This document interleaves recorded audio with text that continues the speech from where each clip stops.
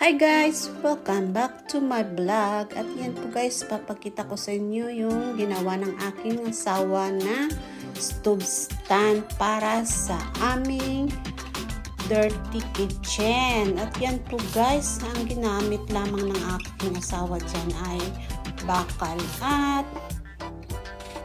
tiles. And of course, kailangan mayroon kang machine ng pang-welding at of course, kailangan din marunong kang mag-welding. At yan po guys, pinagawa ko dahil gusto kong bumili sana ng ganyan, yung ready-made na siya. Pero sabi ng anak ko, yung bakal daw ay manipis lamang.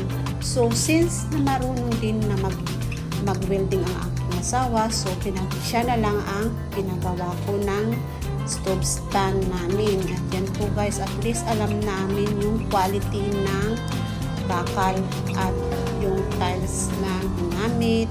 Yan, dahil kompleto na yan, meron niya na siyang patungan ng condiments, meron na siyang patungan ng gasol, yun, patungan ng mga kaldero sa ilalim, yan. At yun, habang nagluluto ka, pwede mong ilagay din sa side yung mga lulutuin mo. Yan po guys, yan ang ginawa ng aking asawa. Yan, maganda ba guys ang ginawa niya?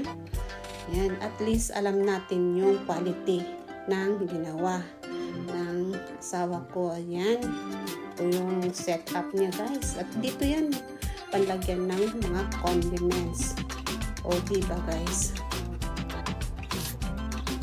alam natin yung kalidad o quality ng ginawa natin para hindi na tayo magsayang pa ng pera. Yan po guys ang stove stand natin. Thank you for watching.